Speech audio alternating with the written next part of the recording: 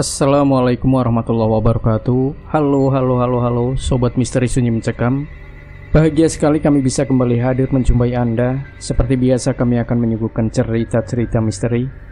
Dan kali ini kami masih akan melanjutkan sebuah kisah nyata misteri yang berjudul Nenek Misterius di Hutan Kopi, bagian ketiga.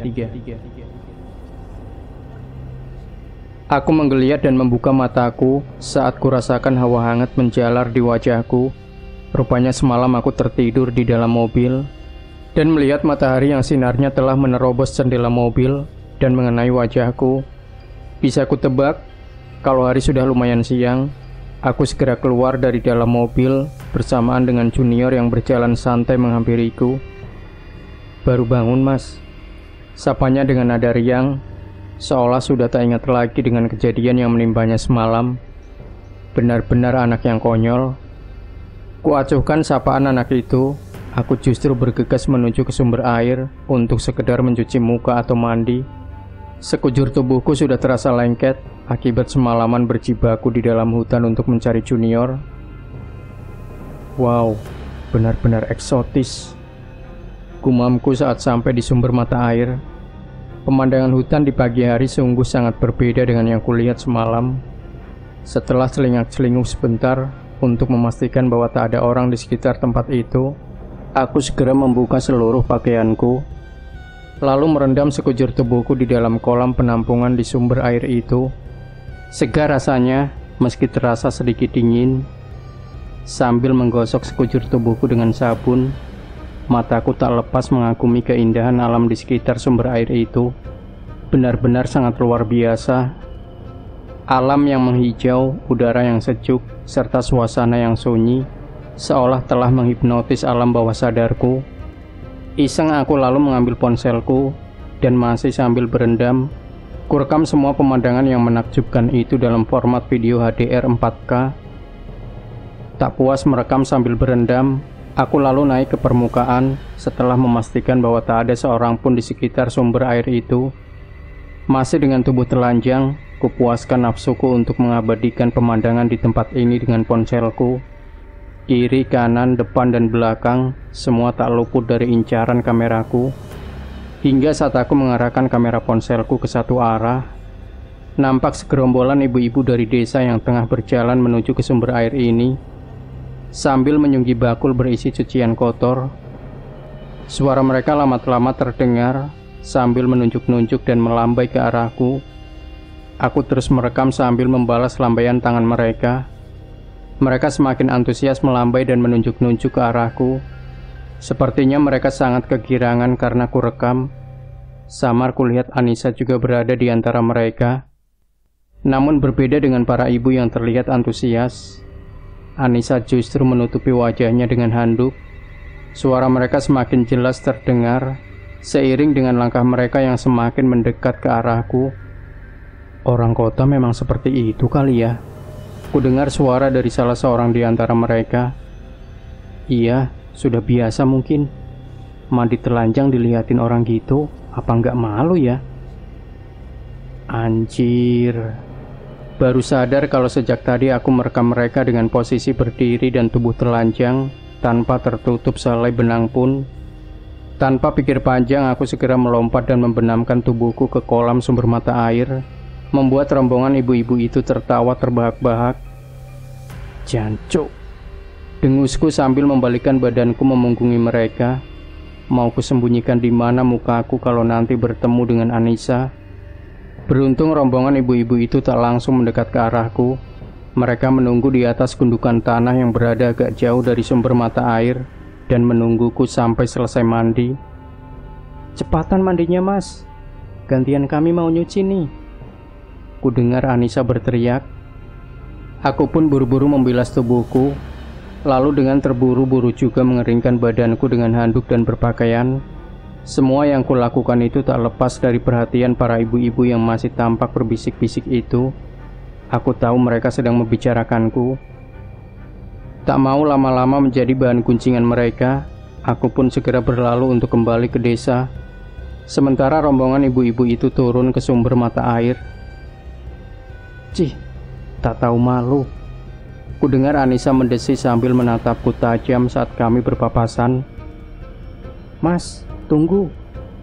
Belum jauh aku melangkah, kudengar salah satu dari mereka memanggilku. Aku berbalik dan kulihat salah seorang dari ibu-ibu itu melambai ke arahku. "Sini sebentar." Waduh, ada apa lagi nih? Batinku.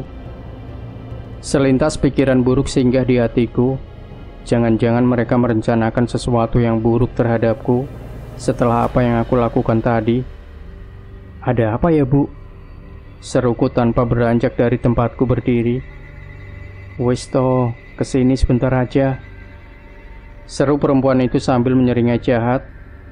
Sedikit ragu aku kembali naik ke sumber mata air itu. "Ini loh, Walkman sampean ketinggalan." "Walkman?" Gumamku heran. Perasaan aku nggak bawa Walkman. "Walkman? Walkman apa, Bu?" "Saya nggak bawa Walkman kok." "Lah, ini apa?" Ibu itu menunjukkan benda yang dipegangnya. "Oh alah, itu HP, Bu, bukan Walkman." Nyaris saja aku menepuk jidat melihat keluguan perempuan-perempuan desa itu. Tapi kok mereknya Sony? Aduh, kali ini aku benar-benar tepuk jidat. Selugu inikah orang-orang desa ini? Memang cuma Walkman doang yang mereknya Sony. "Makasih ya, Bu." Tak mau banyak berdebat, aku lalu beranjak untuk kembali ke desa. Setelah mengucapkan terima kasih, bisa mati ketawa kalau aku lama-lama ngobrol dengan mereka. Sambil berjalan menuju ke desa, aku kembali mengabadikan pemandangan sekitar, jalan setapak yang kulalui dengan kamera ponselku. Hingga tanpa sadar, aku telah sampai di tempat yang terasa asing bagiku. Perasaan sudah lumayan lama aku berjalan, dan seharusnya telah sampai di desa. Tapi ini sial. Dengusku saat sadar bahwa aku telah mengambil arah yang salah. Mungkin karena terlalu asik merekam, desa tempat aku menginap telah terlewat jauh. Mau tak mau aku harus kembali naik.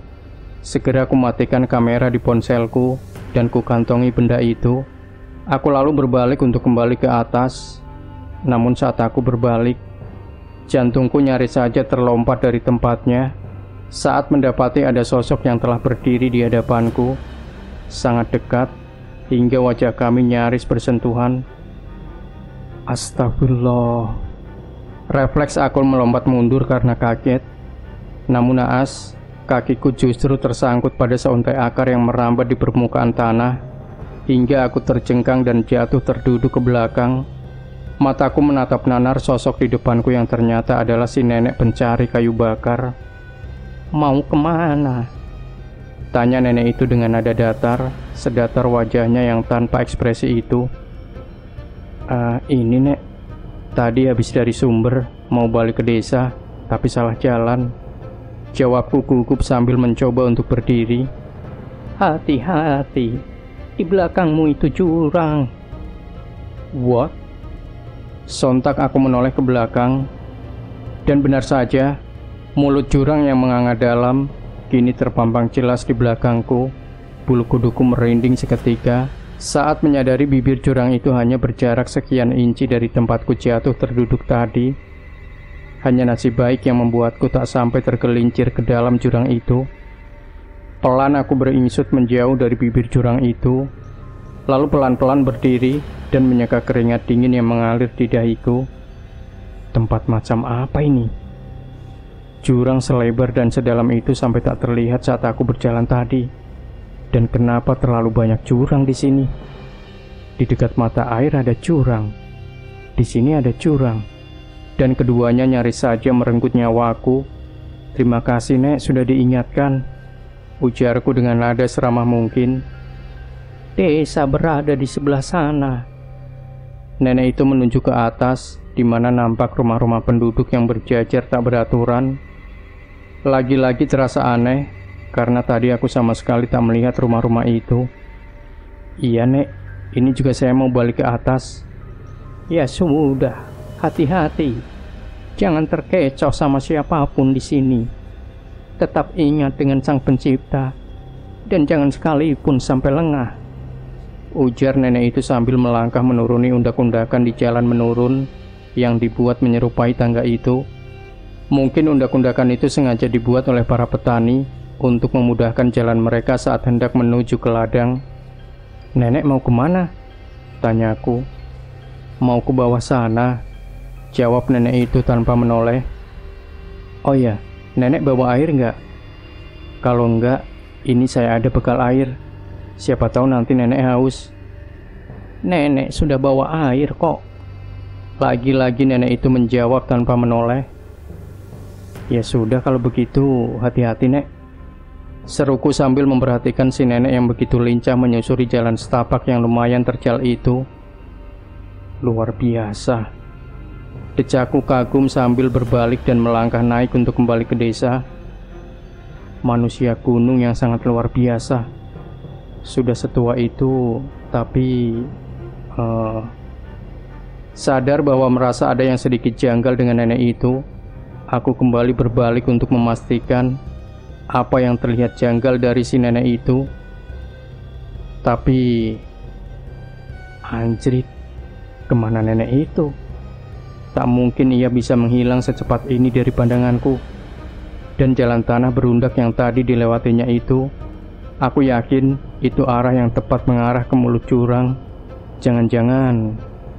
Setengah berlari aku kembali ke bibir jurang itu dan melongo ke dalam.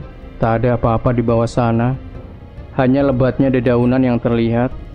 Bahkan dasar jurang itu pun sama sekali tak terlihat karena tertutup oleh lebatnya pepohonan. Jika nenek itu manusia sepertiku, sudah pasti ia tak akan selamat kalau sampai terjerumus ke dalam jurang ini. Tapi mustahil juga kalau ia sampai jatuh ke jurang ini.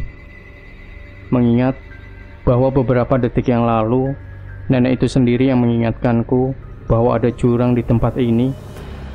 Kecuali nenek itu memang sengaja menjatuhkan dirinya ke dalam jurang. Jancuk, dengusku sambil berbalik dan bergegas kembali naik ke desa. Sampai di desa, tuan rumah ternyata telah mempersiapkan hidangan untuk sarapan.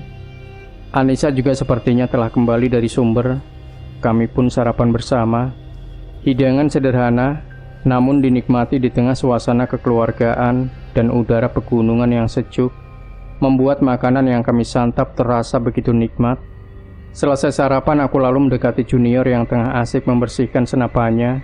Semalam aku belum puas menginterogasinya, dan pagi ini sepertinya waktu yang tepat untuk mengorek keterangan dari anak itu.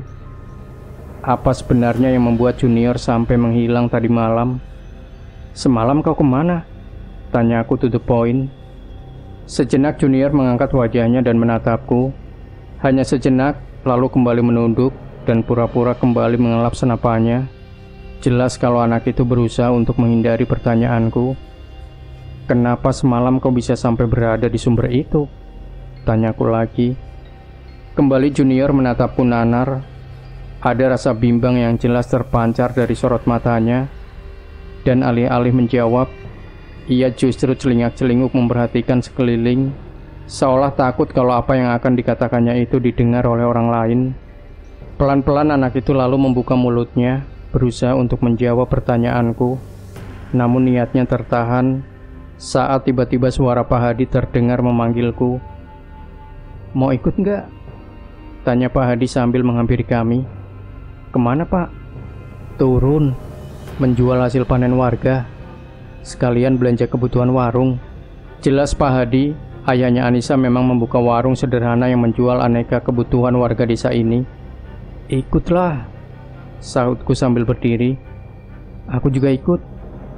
Junior tak mau ketinggalan. Kami lalu membantu beberapa warga menaikkan hasil panen mereka ke dalam sebuah mobil pick up yang akan membawa kami turun ke kaki gunung. Juga beberapa tabung gas kosong milik ayahnya Anissa yang nantinya akan diisi ulang dan dijual di warungnya. Semalam aku diminta untuk menemani anak salah satu warga ke sumber. "Mau ambil air," katanya, ujar junior saat pick up yang kami tumpangi mulai merayap turun. "Perempuan?" tanyaku sambil menahan karung yang nyaris menimpaku akibat guncangan mobil yang berjalan di jalanan yang tak rata. Saat itu kami memang hanya duduk berdua di bak belakang, sementara Pak Hadi yang menjadi pengemudi berhimpit-himpitan dengan Anissa dan ayahnya di kabin depan. Iya, jawab Junior singkat. Matamu memang gak bisa lihat perempuan bening dikit, dengusku. Iya, siapa yang sangka kalau itu perempuan jadi-jadian, Mas. Orang gak ada yang aneh sama sekali kok. Cantik, kakinya juga nampak tanah. Dan bodinya, Mas, kayak gitar Spanyol. Saat jalan di depanku, goyangan bokongnya. Nah itu, belum apa-apa matamu sudah jelalatan kemana-mana. Pantas saja nggak bisa bedain mana orang mana setan jadi-jadian. Sungutku kesal. Anak itu hanya nyengir, seolah tanpa rasa bersalah sama sekali. Terus, tanyaku lagi.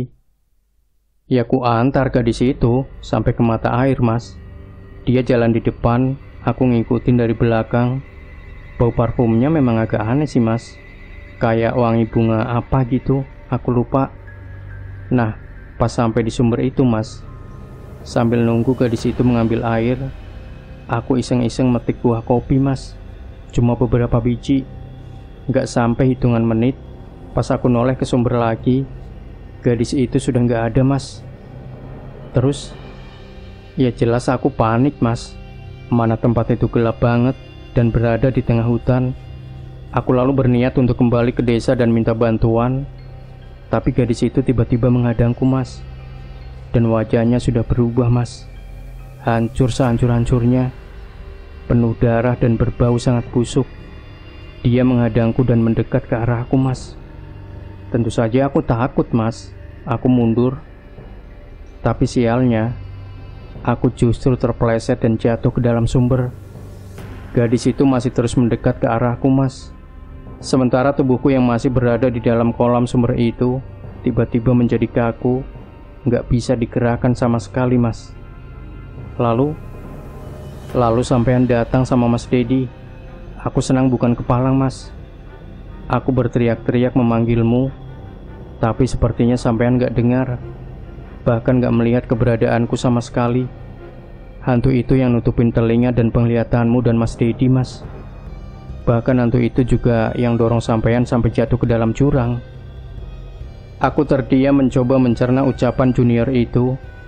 Sangat tak masuk akal sepertinya. Tapi tak mungkin juga Junior berbohong. Mengingat semalam saat kutemukan kondisinya sudah nyaris mati kedinginan. Lama aku di sumber itu, Mas. Nyaris tenggelam di dalam sumber tanpa bisa bergerak sama sekali. Aku ketakutan waktu itu, juga kedinginan dan kelaparan. Beberapa warga juga datang mencariku ke sumber itu, juga tak bisa melihatku. Kalau saja sampean gak cepet-cepet datang dan menolongku, mungkin aku sudah mati, Mas. Kembali aku terdiam, mencoba mencerna cerita Junior itu. Hanya Junior yang diberi penampakan oleh makhluk itu. Tapi dia juga berusaha untuk mencelakaiku dengan mendorongku ke dalam jurang. Dan sebelumnya, siang harinya aku juga nyaris terperosok ke dalam jurang di dekat sumber, kalau saja tidak diingatkan oleh Junior. Juga tadi pagi, hal yang sama juga terjadi saat nenek pencari kayu bakar itu mengingatkan saat aku nyaris terjun ke jurang. Gadis misterius dan jurang, aku jadi ingat cerita Anissa tentang Aini, anak warga desa setempat yang dulu mati jatuh ke jurang. Lalu kedua orang tuanya menyusul beberapa tahun kemudian, juga di jurang yang sama. Dan ada beberapa warga desa lagi juga mengalami hal yang sama. Mungkinkah ada hubungannya antara Aini dan kejadian yang menimpa Junior semalam? Kalau iya, kenapa justru kami yang diteror oleh penampakan gadis itu, bukan warga desa setempat?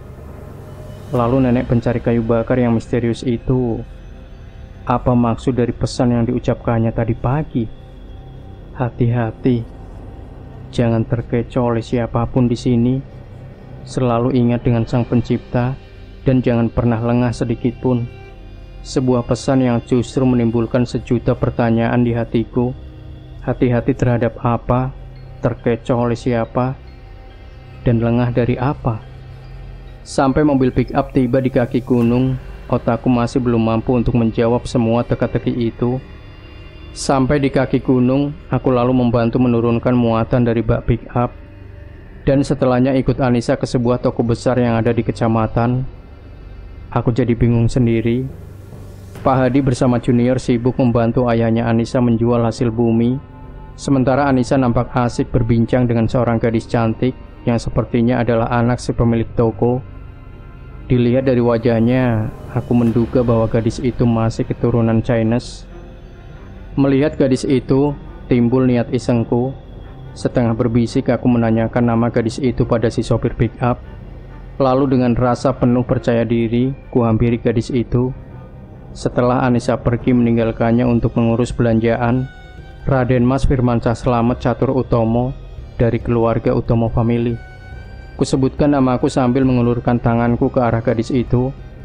Namun dia hanya menatapku dengan pandangan aneh. Boleh tahu namanya? Tanyaku sambil menarik tanganku yang tak mendapat sambutan itu. Dan lagi-lagi gadis itu hanya menatapku sinis. Jangan takut aku nggak gigit kok. Ujarku lagi mencoba berseloroh. Gadis itu memandangiku, kali ini dengan tatapan malas. Biar ku tebak namamu.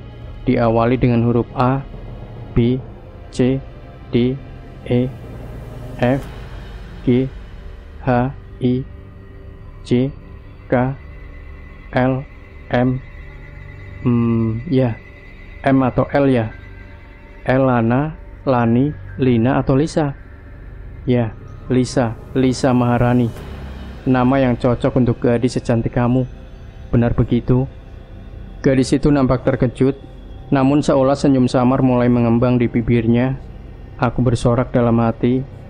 Tentu saja aku bisa menebak namanya dengan benar, karena sebelumnya telah diberitahu oleh si sopir pick up. Mei Ani cantik deh. Wah ini. Selorohku semakin berani, akhirnya jebol juga pertahanan gadis itu. Kami lalu mengobrol tentang berbagai hal yang tak penting. Melihat penampilan gadis itu yang lumayan intelek, sengaja aku memilih topik yang juga lumayan berat. Dari membahas mekanika kuantum, teori relativitas, sampai soal tokoh Oppenheimer dengan salah satu penelitiannya, yaitu Manhattan Project. Aku juga menyinggung soal apakah roket terbang lurus atau melawan maupun mengikuti orbit bumi. Membahas pasal ISS yang menelan dana tak sembarangan. Juga berangan-angan butuh waktu berapa lama untuk menembus inti Milky Way. Tak lupa juga bahan bakar Centaurus dan bintang Proxima. Entah paham atau justru menertawakan kebodohanku, gadis itu menanggapi semua ocehanku hanya dengan sesekali tersenyum dan manggut-manggut. Hingga setelah beberapa saat, seruan Anissa mengganggu keasikan kami. "Mas, ayo balik," seru Anissa. "Iya, sebentar," sahutku sambil melambaikan tangan. "Mas, aku tinggal nih." Seruan Anissa bernada tak senang kini, membuatku terpaksa menyudahi obrolanku dengan Mei Ani.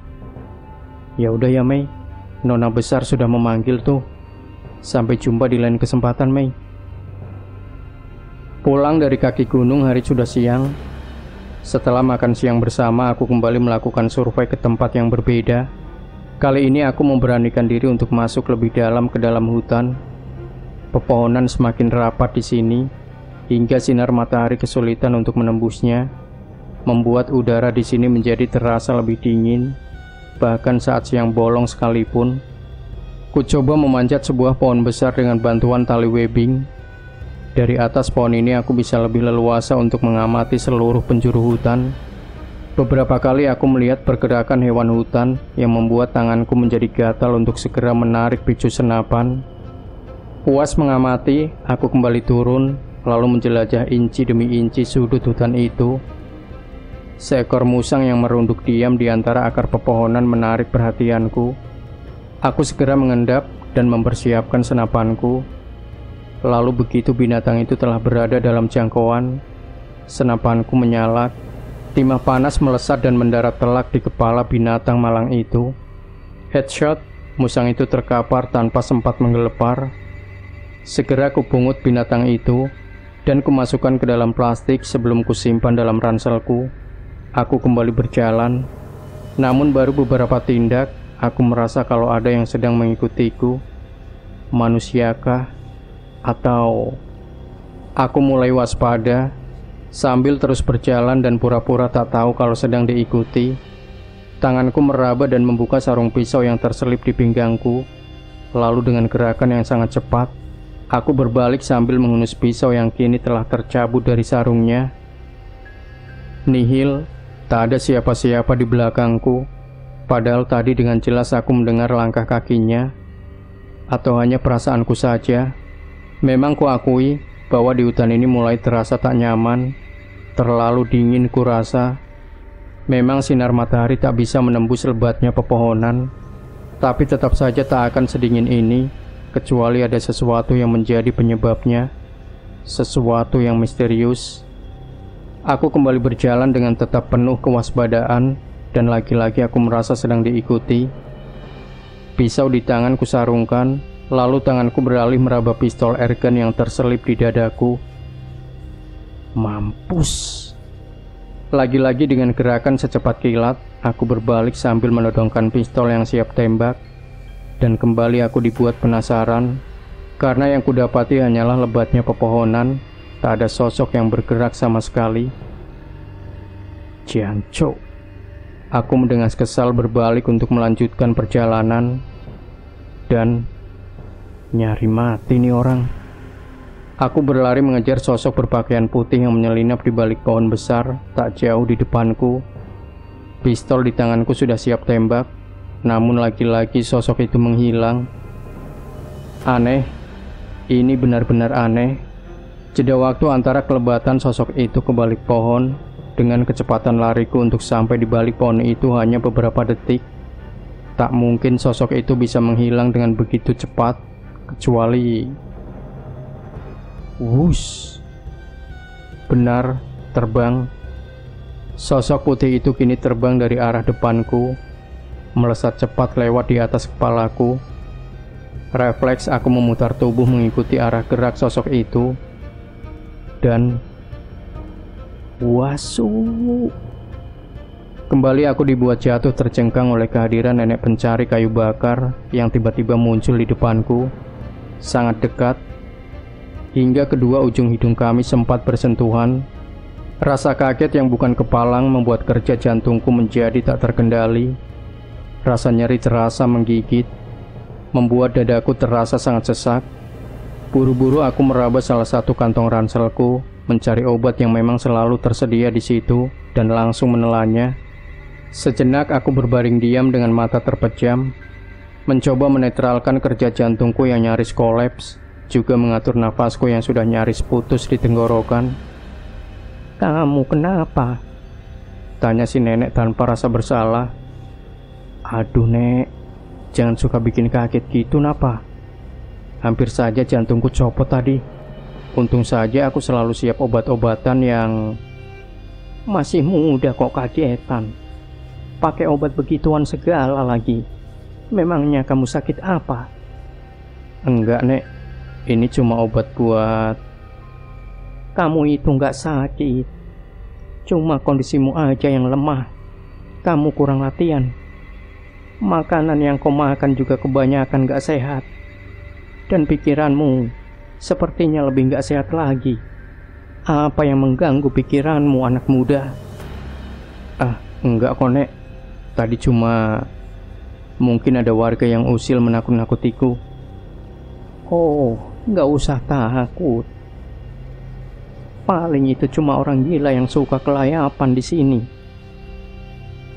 Memang ada ya nek orang gila yang suka keluyuran di hutan ini?" "Banyak.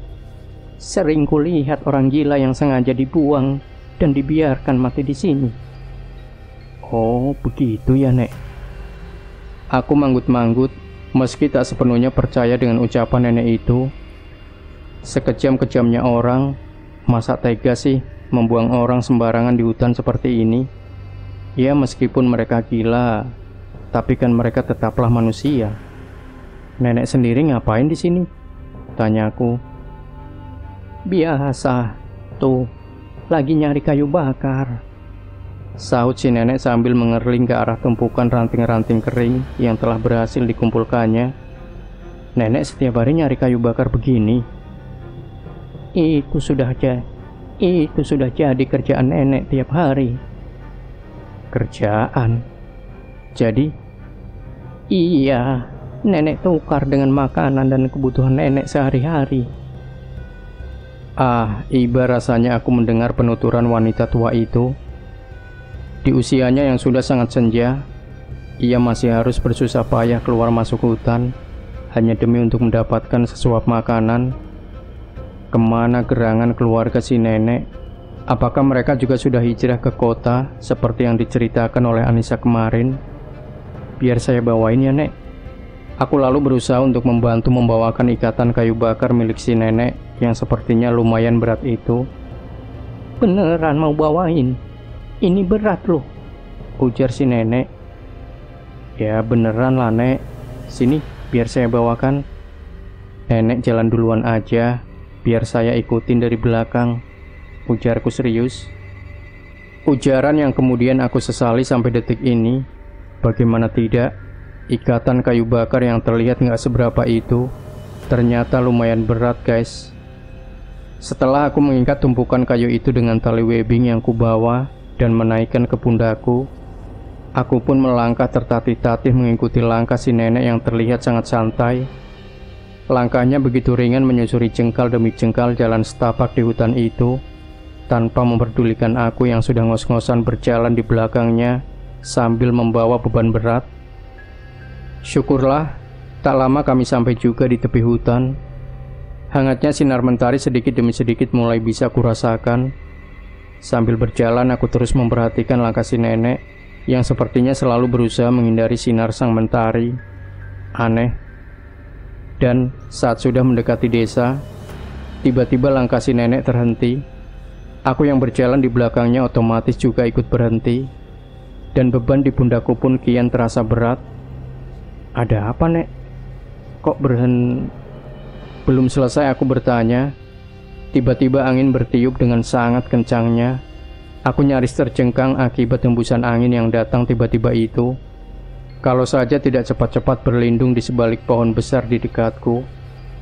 Aneh, lagi-lagi aneh. Angin tiba-tiba datang seperti ini. Saat tiupan angin itu berhenti, kulihat si nenek telah menaiki gundukan tanah yang menuju ke jalan desa. Aku pun dengan sedikit buru-buru segera menyusulnya. Sampai di atas, segera kuturunkan ikatan kayu bakar itu dari pundakku. Nek, ini kayu. Loh, kemana? Anjrit. Lagi-lagi itu nenek ternyata telah menghilang secara misterius. Benar-benar aneh. Hei, ini niat berburu apa cari kayu? Tanya Anissa dari dalam pick up yang melintas di jalanan itu. Aku bahkan tak menyadari kedatangan kendaraan itu. Niatnya tadi cuma survei, tapi kok malah nemu rezeki nomplok. Sahutku sambil memamerkan musang yang tadi kudapat di hutan. Lah terus, kayu bakar ini? Pick up berhenti, lalu Anissa turun dan menghampiriku. Ini punya nenek. Tadi ketemu di hutan. Karena kasihan ya sekalian aja aku bawain sampai ke sini. Nenek? Nenek siapa? Aku lalu menceritakan soal nenek pencari kayu bakar yang sudah beberapa kali aku temui selama berada di desa ini. Anissa mendengarkan dengan sangat serius, demikian juga si sopir pick up. Bahkan kini keduanya saling pandang dengan wajah yang sedikit menegang. Kamu serius, Mas, ketemu nenek itu? Ya serius lah. Lah ini buktinya, kayu bakar ini. Kita pulang sekarang, Mas. Tapi pulang sekarang. Suara Anissa yang bernada sangat tegas itu membuatku tak bisa membantah lagi. Segera ku starter motor trailku dan kulajukan mengikuti mobil pick up yang dinaiki Anissa. Seonggok kayu bakar milik si nenek terpaksa aku tinggalkan di tempat itu, juga tali webbing yang tadi kugunakan untuk mengikatnya. Sampai di base camp, aku segera mengeluarkan hasil buruanku yang langsung disambut oleh Anissa. Dengan cekatan gadis itu lalu menguliti dan mengolah hasil buruanku itu. Benar-benar gadis yang pengertian. Ia memasakkan masakan spesial untukku, urap-urap yang rasanya luar biasa enak. Tak mau mengecewakan usaha gadis itu, aku pun lalu makan dengan lahap. Selesai makan, kulihat Junior datang dengan wajah segar. Sepertinya ia baru saja selesai mandi. Lebih baik aku juga mandi. Baru jam 4 ini. Masih ada waktu untuk sekedar mandi dan beristirahat. Sebelum jam 5, nanti kami harus kembali beraksi memburu babi hutan lagi. Aku pun segera bergegas menuju ke sumber mata air, melucuti pakaian dan merendam tubuhku di air yang sejuk dan menyegarkan itu. Dan seperti tadi pagi, kali ini aku juga mandi sambil merekam pemandangan alam di sekitaran sumber. Tak puas rasanya aku mengagumi keindahan alam ciptaan Tuhan yang luar biasa indah ini, sambil menikmati sensasi angin sore yang menerpa tubuhku yang basah. Aku benar-benar merasa bisa menyatu dengan alam di tempat ini. Tengah asik dengan kameraku, telingaku sayup-sayup mendengar suara cekikikan dari arah atas. Dan saat kutoleh, astaga naga, lagi-lagi perempuan-perempuan desa itu mendapat pemandangan gratis dari tubuhku yang telanjang tanpa busana. Ampun dah, lagi-lagi aku harus kena syong. Nah, sobat misteri sunyi mencekam, cerita ini masih ada 2 bagian lagi yang tidak boleh Anda lewatkan. Dan jangan lupa tinggalkan komentar Anda, like, share video ini, subscribe channel Sunyi Mencekam, dan nantikan kembali cerita-cerita misteri terbaru dari kami. Wassalamualaikum warahmatullahi wabarakatuh.